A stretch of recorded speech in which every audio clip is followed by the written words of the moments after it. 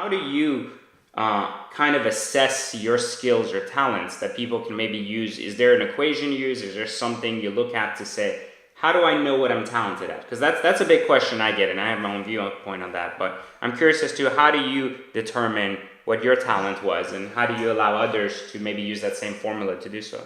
Oh man, people are gonna get mad.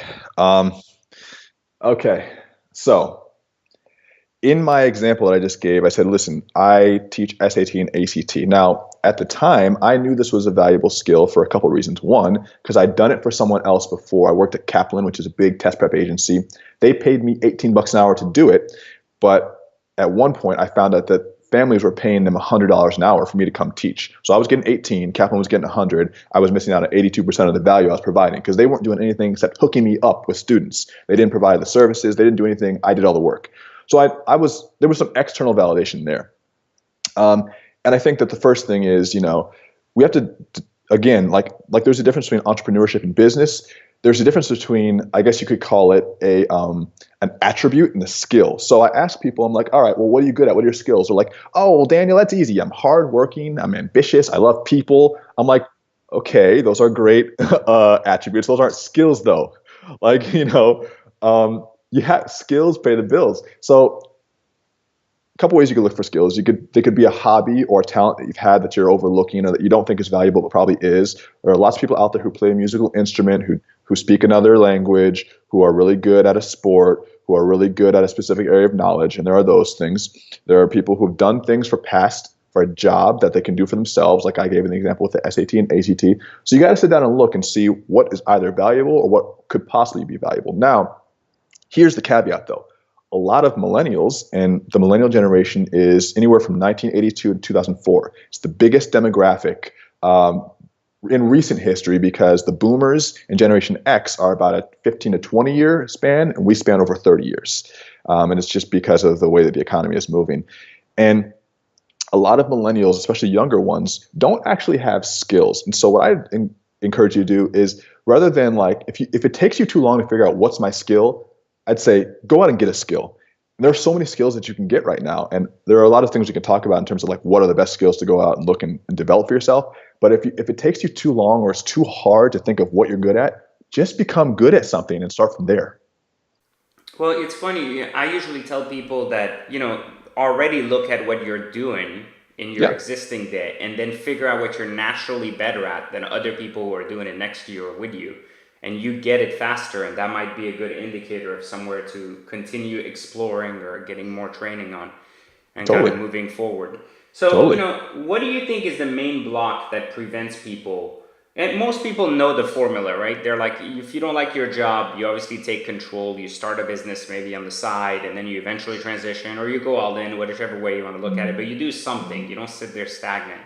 Why do you think people are scared to even get started, even when we're not asking them to give up their job, right? Not everybody should, like you said, not everybody should be an entrepreneur. Not everybody needs to immediately give up everything and go Totally. use that thing. I always say that bullshit line like jump off a bridge and figure out how to build a parachute along the way, Oh parachute. yeah. Yeah, and Whatever. it's most likely you'll be dead by the time. Instagram memes, man, they're not reality. So, I mean, I believe that people have it in them to do it. I think everybody can do it. The question becomes, what is do you feel the mental block that people aren't overcoming?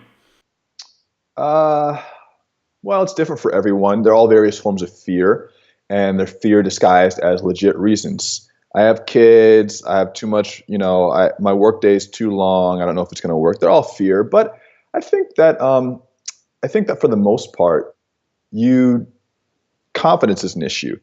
And a lot of times we don't have confidence in things we've never done before. If someone said, "Hey, I'm gonna, climb this mountain. You want to climb with me?" I don't know how much confidence I would have because I've never really done a big mountain climb before. So I think that you have to start off small, and that's why a side business is a good first step. And just show yourself that you can, at even the very most basic levels, have some success. Because it's like you look at a kid, and kids are very confident in their abilities before they know what they can and can't do. I just wrote about this in an email. A kid says, "I want to be an astronaut when I grow up. I want to be a police officer. I want to be president." And they never really think to say, "Oh, I don't know, like, I wasn't a US born citizen, so technically, according to the Constitution, I can't be a president." They don't go through all those qualifiers. They just say what they want to do, and that's what they think they can do. And you don't call a kid arrogant because they have confidence, and there's a little bit of ignorance there. And I think that we need to adopt some of that more lighthearted mindset again of like what you can and you can't do, and then start off by building confidence with small little steps. And over time, as you prove to yourself that you can get good along the way, then it becomes less of an issue of fear and more of an issue of gradually scaling it up.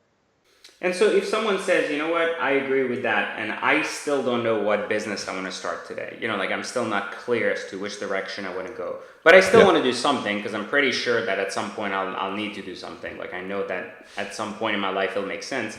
What do you recommend people do today if they don't know which direction to go? Like, do you have any particular recommendations for them to take in terms of improving themselves at least, or doing something specific while they kind of figure their life out and allow it to evolve into what they want? Yeah, that's a great question. And look, I think one of the other stumbling blocks, this is actually a good one. Besides fear, I think the other number one stumbling block is choice paralysis. Two things. I don't have any good ideas. I have too many good ideas. Those are both equally paralyzing thoughts. If you're watching this right now, remember this. Whatever you pick now for your first business or your second or whatever business you're on, let's say it's your first, it doesn't have to be the thing you stick with for the rest of your life. People are paralyzed at starting a business because they think it's like getting into a marriage, and it is in some ways. But the idea is you pick your business now based on what you want to do today, and in a few months or a few years, you might not be doing that anymore because you might decide to transition to something else, and that would be okay. A lot of people don't start because they're like, oh, I want to pick the thing that I'm so passionate about that I want to do for the rest of my life. And what I say is, look, it's not just about making money or finding your passion right away. Part of it is experience. You have to have a bunch of different attempts under your belt so that you can have experience with different problems that you're going to come up to, different challenges, working with different people. And trust me, by your third or fourth thing that you've started, it'll be a lot easier for you to start. You'll get started a lot faster. You'll have more connections. You'll have more confidence. Even if 7 years ago I started an SAT test prep business and now I'm writing books, they're pretty different. Or I started an SAT test prep business and now I'm selling courses. They're different, but the skills, a lot of them transfer. So I'd say start with something now, even if you know it's not going to be a thing you do forever, and use that as a testing ground. And that way you don't need to worry about like, am I picking the right thing? Go on Upwork, which used to be Elance, and look at the job listings. You don't have to apply on Upwork, but look at the job listings and see what's popular right now. You'll see that a lot of things are popular. Graphic design, WordPress development, video editing, copywriting. These are all like very tangible, in vogue, popular skills right now that you can learn. And you don't have to be a graphic designer for the rest of your life, but start working with clients, learn what it feels like to get paid, not for clocking into a job, but for something that you produce. Get that feeling going, and then move on, man. So ultimately, I think me and you speak a very similar message, which is really about creating momentum and allowing the momentum to open new doors and just constantly kind of explore new areas and Yeah. arenas until one really clicks, and then you just go with it and keep following through with it. It might take several years too. That's another thing too. It's going to take quite a bit of time. This is your whole life. Why is everyone in a rush? Do you really want a Rolex? Like, what's the deal? I don't understand. What are you waiting on? Why do you want the million now? What are you going to do with it? Get the experience. You're going to die eventually. You might as well just get the experience. No, I think a lot of people create all forms of excuses as delays for why they don't get started. It's like, oh, I need $1 million in seed capital. And it's like, Why? okay, well, if I gave it to you tomorrow, what would you do with it? Well, I'll figure it out. And it's like, well, it doesn't work that way. Yeah, I mean, and like, what's the rush? I feel like we're looking at other people and using too much of a comparative analysis and too much of a comparative perspective on life.